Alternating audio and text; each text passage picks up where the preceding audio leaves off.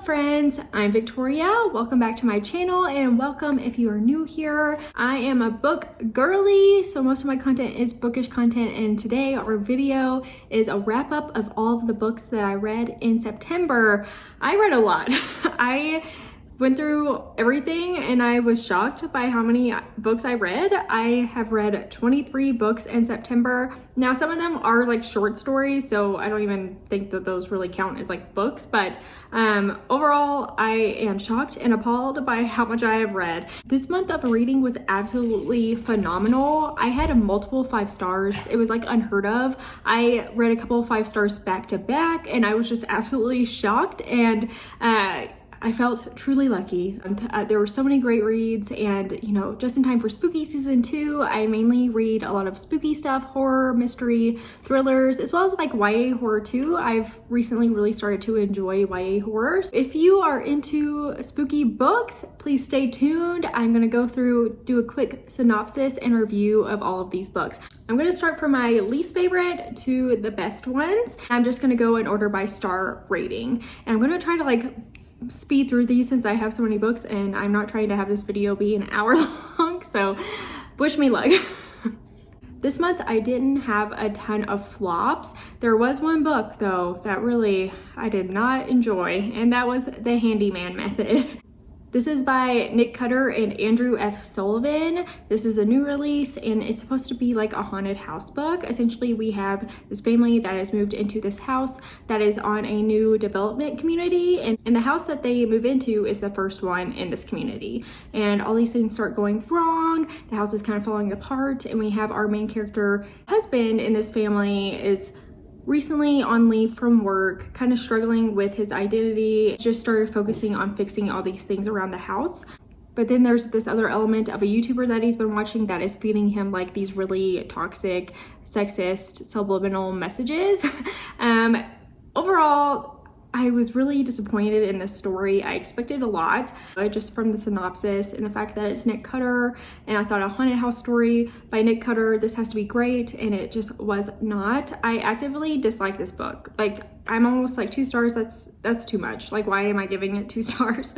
Because I am mad about it, and I am not usually one to keep thinking about books after the fact, but this one has been bothering me. And I do think that this is more geared towards men. Like, I think male readers would enjoy this more than I would, but it seems like they were trying to have some commentary about toxic masculinity, and just the way that it was provided seemed it just wasn't successful. Seemed sexist a little bit, and I was just like, wow, I do not like the way it's saying these things and how it's coming across, and the commentary just did not hit for me. And overall, what ends up happening, the twist was so standard and unoriginal. So overall, I do not recommend this. I don't recommend this to men either, because I'm just like, I don't want people to like read this book and be like, oh, I learned something about like toxic masculinity and like incel energy. It's no, I hated that. So just my thoughts there. My next 2-star is Big Swiss. Now, I had this in a reading vlog and I initially gave it 3 stars because I was like, this is fine. But the more I've thought about this book, the more I'm like, I did not like that. Sometimes with books, I don't know, they weigh on you and then you're thinking about it and you're like finding all these issues and then you're like, no, I don't like this. No. That's what happened to me with Big Swiss. Big Swiss is by Jen Began. Now, this one is about just like these weird, strange women, and we have this woman who is a transcriber for a therapist, and then she becomes obsessed with one of the patients, and then she finds out who the patient is, and she starts up a relationship with them. And it does kind of spiral out of control. There is almost a full plot in it. I wouldn't call it a stream of consciousness exactly, but it's one of those like strange, weird girl books. Now, everyone in this book is awful. They all suck. I hated every single character, and I think that's kind of the point. And also, it has come to my attention that there are some really horrible comments about race in here that, you know, I mentioned in my reading vlog, I was getting kind of bored with this book and kind of struggling to make it through, especially in the middle of it. And yeah, I didn't even realize that some of these things were said in there, and once I did, I was like, wow, that's bad. So I do not recommend this. I'm not going to recommend this. I don't think people should spend their money on this book and support these kind of ideas, and overall it just wasn't good. And there are so many other books out there that I think are worth your time more. Also, this is just very pretentious, and I think that we've all have read books where it's like, wow, they're really trying hard here. Like, it's too much. The pretentious aspects of this, the pretentious language, the way that these characters talk to each other is not a way that people talk to each other in real life. It was just very strange and hard to get used to, and yeah, I do not recommend it. Now we're on to 3-star reads. I will start out with Looking Glass Down by Catriona Ward. I would categorize this as fine. I was honestly in between 2.5 and 3 stars for this one. Overall, the synopsis is very confusing, and I thought it was going to be like a haunted house haunting kind of book, and it's really not that. This boy who goes with his family to Maine to stay in a house that they inherited from his uncle over the summer, and throughout this, there are people kind of going missing, and it seems like there's like a creep taking pictures of women, and then people assume that he's also murdering these women that have just up and disappeared. And you know, we eventually learn who this is and how that plays into the story, and then it evolves into our main character writing a book about his experience during the summer, but then it just keeps evolving. Like, I'm having a hard time attempting to explain what this book is about because there's so many layers. I don't even really call this horror. Like, the beginning of it is kind of like a crime mystery, and then it turns into a fantasy about halfway through, and it goes like kind of deep into the fantasy aspect as well. So I was just very confused. Absolutely love The Last House on Needless Street by Catriona Ward, and I usually love how they do twists and just the reveals, and in this one it did not hit right for me, and I was just like exhausted by the end of it. And it's funny because the synopsis does not explain this book at all. And I think it's funny because I'm like, I can't explain it either. So I think everyone's kind of like struggling with like, how do I even go into what this book is about? It's very unique, very different. If you do like fantasy, you might really enjoy this. I gave it 3 stars. I didn't absolutely hate it, but I just was kind of confused. My next 3-star is another new release, and that is Vampires of El Norte by Isabel Cañas. Now, this was marketed as mainly a horror, and that was my huge issue with it. This is romance. Like, this is 80% romance with a sprinkling of gothic horror because there are vampires in it, so just be aware of that. But it is set during the Mexico-American War, and we have these ranchers battling to keep their property, but then there's also vampires that they're having to come up against as well, and I love the parallels there. And the scenes with the vampires are awesome. The vampires are really creepy. They're more of like a creature than like the typical vampire you would see, like a really hot sexy person, you know. So these are like creatures, like almost like chupacabra-esque weird creatures, and I really love that aspect. I just wanted more. There's probably, I mean, only like 4 or 5 scenes with vampires, and I just needed more vampires and less romance, and the romance was very immature, and I was just like, not my favorite. So 3 stars, it was fine, just I expected a lot more. The next 3-star is another new release called There's No Way I Die First by Lisa Springer. This is a YA horror comedy. I didn't think it was as funny as I wanted it to be, but overall, we have these kids in high school. They are very rich, wealthy kids, and they are throwing this Halloween party, and then they hire a clown, and then the clown goes after all of them, and it turns into a slasher. Now, there are some really fun kills in here. We also have some really great commentary on horror movies that I loved, and also about Black characters in horror movies. Really enjoyed that aspect of it, and overall I thought it was a good time, but I gave it 3 stars just because I did expect a bit more. I got a little bit bored. The killings start so early on, like I want to say less than 20% into the book, and then the slashing starts to happen, and then it felt a little bit repetitive. I was getting a little bit bored at times. There was also like some kiddish immature high school romance in there that I feel like could have been cut completely, because I just hate in horror movies when you have a scene where people are getting slaughtered and then the next scene like two characters are like telling each other, oh, I like you, blah blah blah. I just don't like that and it really takes me out of it. So I feel like the romance could have been cut entirely, honestly. The kills were good and there was a really funny scene with a Birkin bag, a couple of scenes actually, that I thoroughly enjoyed. So overall good, not great, but I had a fun time.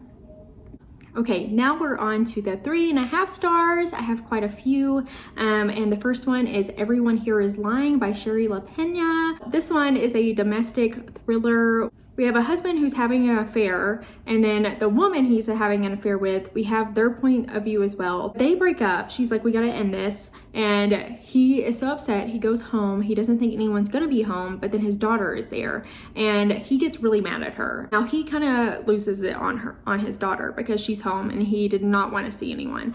Then she disappears. No one knows where she is, and it's us trying to discover where she is she alive, who took her, or what has happened to her. The chapters are super fast paced. The characters, everyone kind of sucks, and that's the whole point of it. I also enjoyed the twist and what was happening. I feel like this really leads you to think that you kind of have figured it out, and then it's like, nope, that's not it. So I really enjoyed that aspect of it. Overall, very solid for a domestic thriller. Did I feel like it was super new or anything? No, but I mean, domestic thrillers, it's like, what can you make that's new, you know? So but overall a good time. I do recommend it if you are really into that thriller domestic family drama arena. Next we have They Never Learn by Lane Fargo. Our main character is a professor at a school and she kills men that deserve it, men that do bad things. The commentary here is amazing. It kind of spirals and then we wonder if she's going to get caught because there's another person missing on campus and people are kind of like investigating, was what happened to him actually what happened to him? And we're like following her, wondering if she's gonna get caught, but then there's another character and something happens with her, and the twist on what's going on is pretty good and pretty clever. I can't imagine a woman not liking this book, honestly, and I feel like what happens to those in this book, a lot of women can relate to. It's just funny how it takes it to the extremes of revenge, you know what I mean? Like very much a good for her kind of story. The only issues that I really had with it was that it felt kind of standard, and overall predictable, like the ending and where it went. I was like, okay, yeah, I could have seen that coming. But I had a really good time reading this. And I love a girl power read. The next one is A Guide to the Dark by Miriam Matui. I hope I'm saying that correctly, but this is another 3.5 star. This is a YA horror. It's girls who are on a road trip going to different college campuses just to see where they might want to go after high school. But then they have some car trouble and get stuck in this one town, and basically the only place they have to stay is this one motel, and the motel room is haunted. So it kind of spirals. We meet a lot of different characters here, and I liked the atmosphere and the idea of a haunted hotel room because it does add a little bit of uniqueness to the whole haunting trope. The story is pretty deep and hits a lot of dark topics. It's about grief and guilt overall, and I did appreciate that. I can't really put my finger on what I didn't love about this book. I still thought it was pretty good, and I just didn't think it was great. And I think it was because the typical relationships and the family drama and what ends up happening was just pretty predictable and something that I wasn't surprised by. So yeah, I think that was mainly why I didn't give it a higher rating. Like if you're looking for a YA horror with like a sapphic romance or like some LGBT representation, I think this is a good option. And the horror is definitely light. There were aspects of it where they are really just trying to solve this mystery with this hotel room and the history of the hotel room so that they can like save themselves from the haunting. So I do recommend it. I thought it was pretty good, just not my favorite thing ever. The next 3.5 star is Gallows Hill by Lois Ruby. This is a YA historical fiction about the witch trials. We have these two characters that we're following, this boy who is a Quaker and him and his sister are orphans, and they are trying to figure out where they are going to stay because they're new from England and their dad actually passed away just after the journey. So they end up staying with this woman. She's very old, and there are rumors that she is a witch. And then we were following this other character called Patience, and she is a Puritan, and she's kind of watching all of these girls come out and say these horrible things about these other women and calling them witches. And then her sister starts coming down with this ailment and starts blaming these other women as well. And we're kind of following them together, them trying to figure out what's actually going on, and also like save the women that are falsely accused.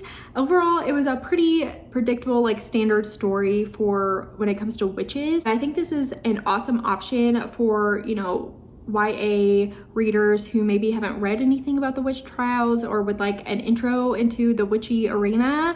I think this would be a solid option for that. Also, the characters in this were written so well. They did not feel like, this didn't feel like it was written YA. The characters felt very mature, were making good decisions, well, except for the girls calling out the witches unjustly. Anyway, and yeah, so overall I really liked it, except from, you know, it was just like a standard witchy story, but I still love those stories.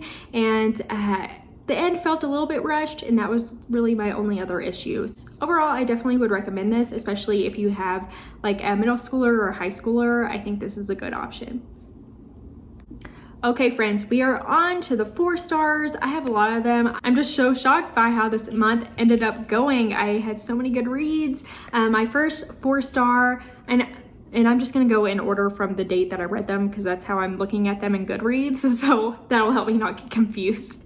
But the first one is All the Dead Lie Down by Carrie McCauley. I have a reading vlog with this. I had a really, really good time with this one. It is a YA, but it brings the creepiness so well. We have this girl who her mom has just passed away, and her mom's old childhood friend has invited her to come be a nanny to her 2 daughters. And they live in this huge mansion estate. We're talking, they are on the Cape, on a cliff. The estate is covered in ivy, and they have an on-site library, a cemetery, conservatory, like gardens, all the things. And the atmosphere is so good in this. Like, that was probably one of my favorite parts of this. But the atmosphere just hit all the fall like wants and wishes that I could ever dream of.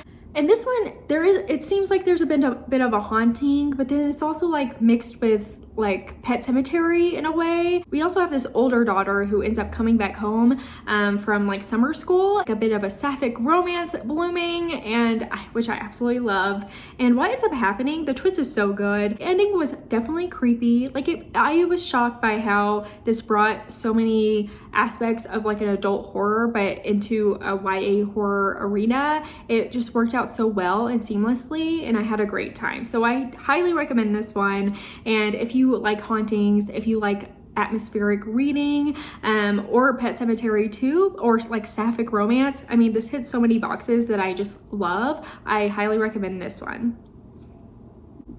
The next 4-star is Maeve Fly by CJ Lead. This one was really good. We have this character, and she is a little bit of a strange lady.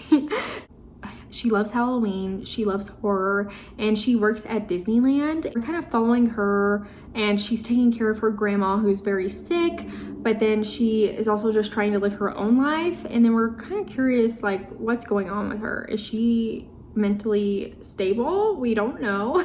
She also ends up starting this relationship with this guy, and it's her friend's brother, and they seem to get along really well. And then you're like, is he okay? But also the relationship that they have together is, I really enjoyed it. It's totally toxic and weird and not great. Like, that's the whole point, but I loved how it was written, and I was invested in it, like, totally. It's interesting because I know that Maeve is not a good person, and you know, you learn more about that in the book, but I was just so invested in her. And she also was likable in a weird way, and there are also some good kills in here, which I enjoyed. So If you like American Psycho, that's kind of like what everyone's comparing this to, and I agree, it is in that same realm, like American Psycho, but with a woman. There's a ton of really great scenes here. We have like a Halloween party at Chateau Marmont. We have scenes at Hollywood Forever Cemetery and Disneyland at Halloween. So absolutely love that aspect of it for spooky season.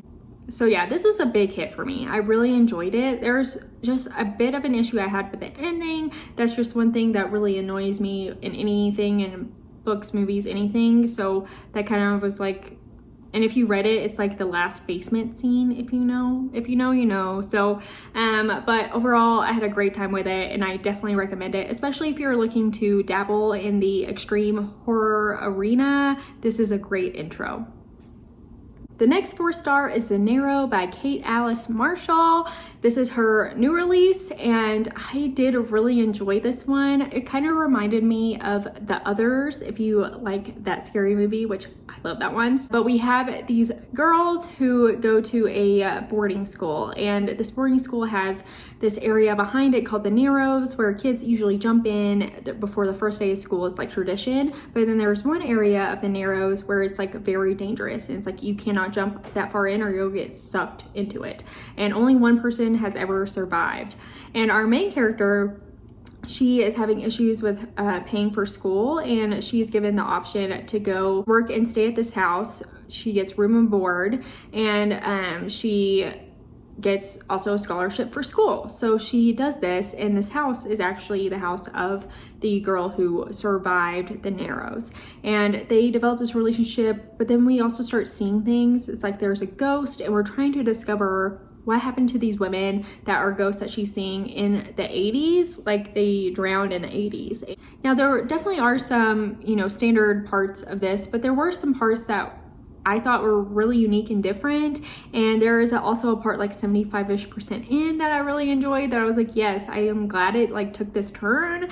And I was very invested to see what was going to happen with these girls and the ghosts. I wanted to know. But also my favorite thing about this was the friendships that these girls had. We are in a boarding school, and our main character, she has this group of friends that she's been friends with for years. They're just so supportive of each other through the whole thing, and there was no like catty drama or anything. They were so sweet and cared about each other and stood up for each other, and I really enjoyed that aspect of it. I feel like a lot of times with YA horror, that's not what happens. So I absolutely loved their friendships in this.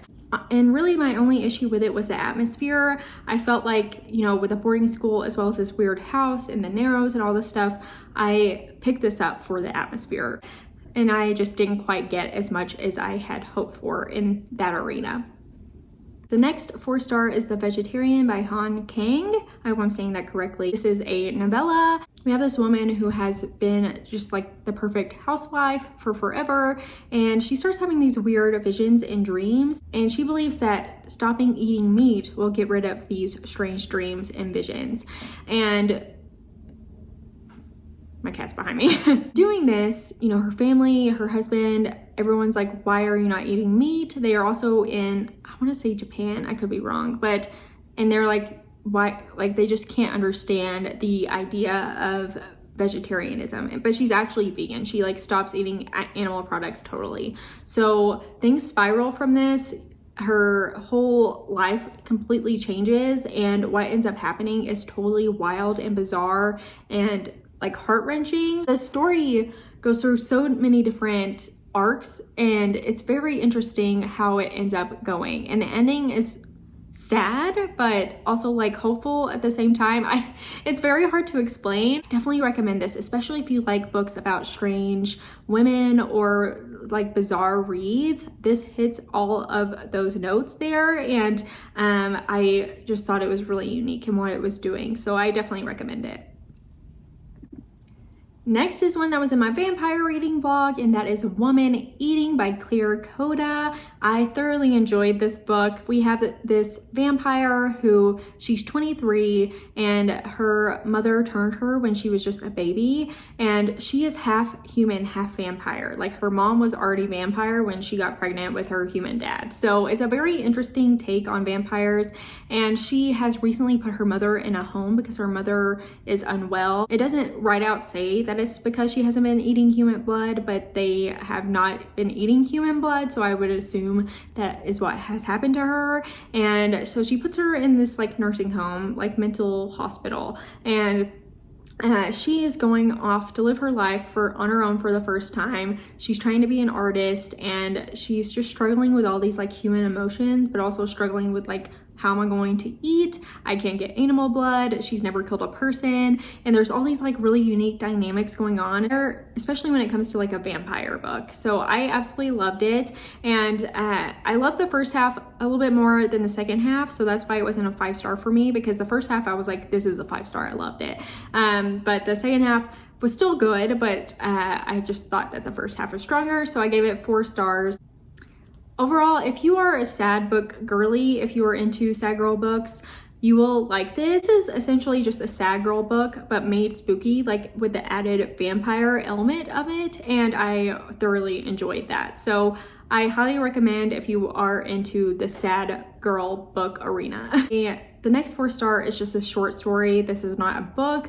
I read this so quickly, but that is The Night Cyclist by Stephen Graham Jones. This was so good. Another vampire one. And we have this guy who is a chef, and he works really late hours, and he bikes home from his restaurant. So one night he's biking home and he discovers these 2 bodies, and they have been drained of blood and their neck is like open.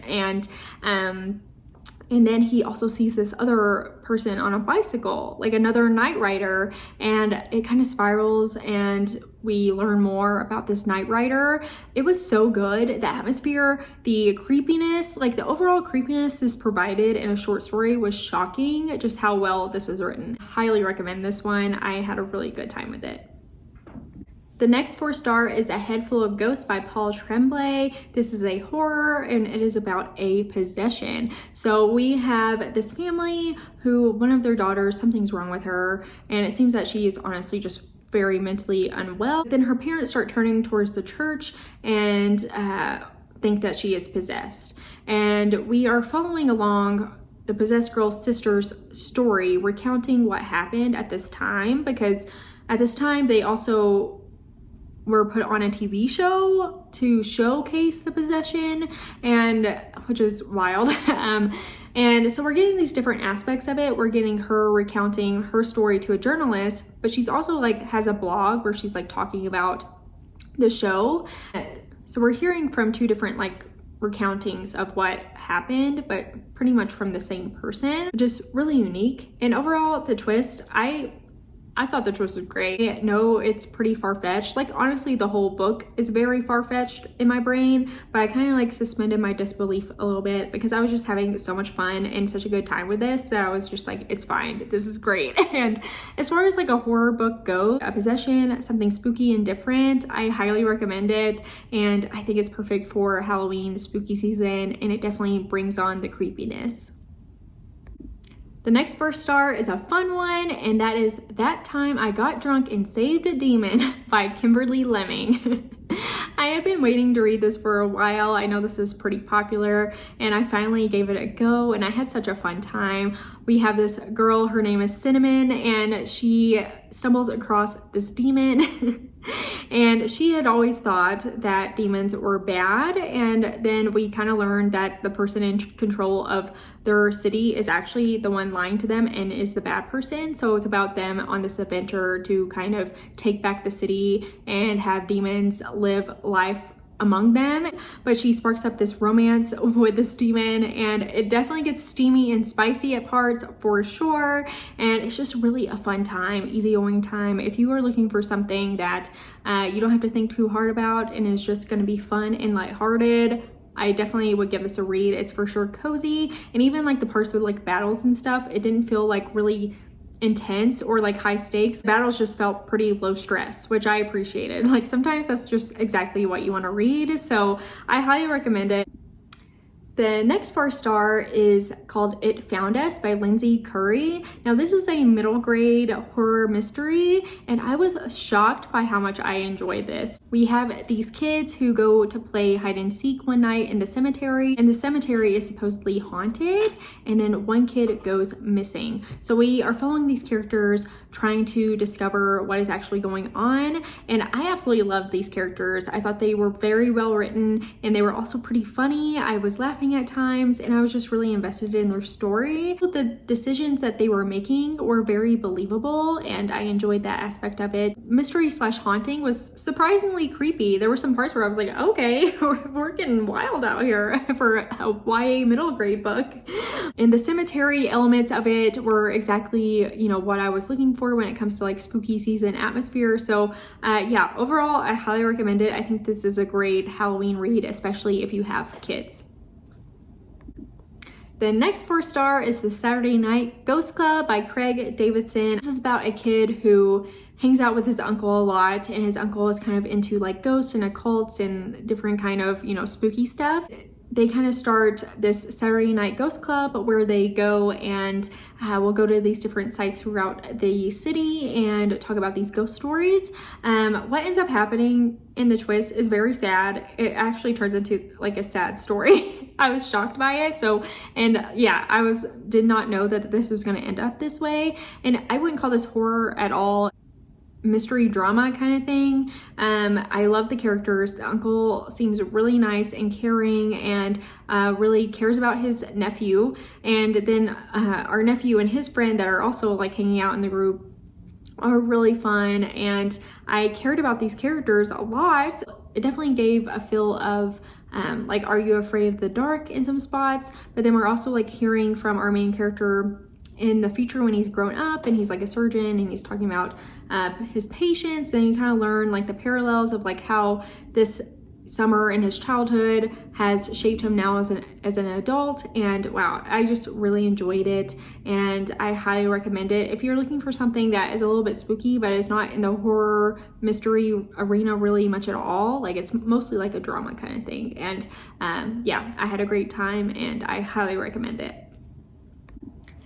Next is my 4.5-star read. I think I only have one, and that is A Dowry of Blood by S.T. Gibson. I love this book. This is pretty fantastic. I was so close to 5 stars, and I'm still kind of leaning, I mean, I don't know. I'm kind of leaning towards 5-star right now as I'm talking, but I had such a great time with this. We are essentially following Dracula's lovers, and we start out, it says that our main character, Constanza, has betrayed Dracula, and that's how it starts out. And then we follow her story of her being changed into a vampire and her relationship with him, as well as like bringing other people into the relationship and just how awful Dracula is to them and power hungry and abusive, and them trying to stick together, support each other, and get away from this man. And it's so good. I love the atmosphere here. The commentary in the way that it brought in the commentary on like relationships in this way was very unique and different. And overall, this is like the perfect fall autumn read. The atmosphere is there. We go to so many different cities throughout. It's surprising how well thought out all the characters and the atmosphere is, just with how short of a book this is.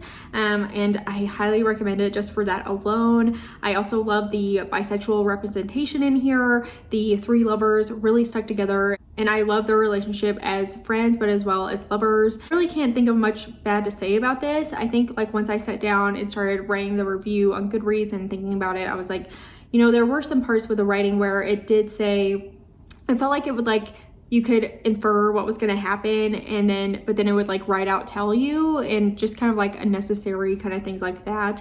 But overall, I love this. Highly recommend it. If you are looking for a vampire book, give this a go. Okay, and now we're on to the 5 stars. I had 3 this month. I am shocked, especially coming from August where I didn't have any 5 stars. I had a few 4.5 stars, but no 5 stars last month. So this month, 3, I am shocked and appalled and so excited. It was such a good month. The first one I'm going to talk about is Strange Sally Diamond. This is one of the last books I read this month, and wow, was this good. We have this woman who is a little bit strange. She doesn't adhere to a lot of the social norms, and she doesn't understand a lot of like social cues. She is just a little bit different and was raised in, you know, a unique way. And now some people just look at her and think that she's odd. But I absolutely loved this character. Her dad actually tells her whenever he passes away to just throw him in the bin. And she takes it literally. She is like, oh, he just told me to throw him in the bin. And when he passes away, that's what she does. And, you know, people catch word of this, and the media does too, and it becomes this big media story. But then more things start coming to light about her life and how she was raised and her family, and it spirals. And I was shocked. I was shocked by this one. I was like, wow. I couldn't believe where this was going. This is one where you should go into it blind. Please don't read a ton of stuff about it, but I highly recommend it. It was so good, especially if you like any kind of like true crime stuff. I mean, this is fiction, but if you're into like true crime, mystery, thrillers, give us a go. And our main character, Sally, I absolutely loved her so much, and I was like so invested in what was happening with her, and I just wanted her to be happy and succeed so badly. She was an amazing character, very well written, and yeah, I can't recommend this enough. You should 100% give this a read. It was so good. My next 5-star book is A Good House for Children by Kate Collins. This is a haunted house book, and I love haunted house books, and I'm always on the mission trying to find the next great one, and I'm so happy this one hit so hard for me. I loved it so much. We are essentially following 2 timelines. One timeline is present day, and it's this family who have moved into this house, a very beautiful large home on the cliffs of Dorset, England, so the atmosphere hits hard. She has 2 kids, and her husband comes back home on the weekends, but she's alone there with the kids throughout the week. She starts seeing things, hearing things, all kinds of weird stuff starts going on, and it spirals so hard. And then we're also hearing a previous timeline from the 60s of this nanny who lived in the house that took care of these other kids and lived there with a mom, and they had previously lost their dad, so financially they had to sell their house in London and move to this house that they had that was their vacation home. And we're following the haunting there, and there are parallels here between the 2 characters that are just so good. There's also really good commentary on womanhood and being a wife and the struggles of that I absolutely loved. But overall, the scariness, the creepiness, the atmosphere, everything that you would want in a haunted house book, this hit it for me, and I was just so thrilled by it. So if you love hauntings, I would 1000% recommend this. Give us a go and see what you think. My next 5-star read and my final book for the month, that is The Weight of Blood by Tiffany D. Jackson. Wow, this is fantastic. This is a Carrie retelling, so if you do enjoy the story of Carrie, I would highly recommend this. This is an updated and more inclusive take on the Carrie story. I have a ton of amazing commentary here on race, which I really enjoyed. The way that it weaves this commentary in was so like seamless and really just mesmerizing with how it was written in, and I just loved it so much. And I really can't think of a single negative thing to say about this book. It is YA, so keep that in mind, but overall the characters are written so well. The bullies make for amazing villains. The way that to the point where you really sympathize with Maddie, our main character, and you're like wanting her to get revenge. You know what I mean? You're like, stand up for yourself, you can do this. And you see her as things evolve and her powers evolve, and oh, it's just so good. And also there were so many other characters in this that I absolutely loved apart from her, and just every single turn, change, difference that it had from, you know, the original Carrie, I appreciated and I loved, and I just feel like this is the perfect retelling. I cannot say enough good stuff about it. I loved it so much. Let me read this one. Okay, friends, we did it. I made it through all of the books. I can't believe just how amazing this month was of reading, and I hope that you found some inspo from this video and some books that caught your attention. I know everyone has different tropes and themes that they like more, so I hope that you found something that you might want to give a try, and I hope that you have a really amazing reading month in October. I always have like these really high hopes for October myself, so I hope that you find some really good spooky reads, and maybe some of these will be in there. Thank you so much for watching, especially if you made it this far. I appreciate you, and I hope that you subscribe, and if you like this video, give it a thumbs up. That would help me a lot. I am new to YouTube. I do a ton of bookish content, reading vlogs, TBRs, also just seasonal content in general.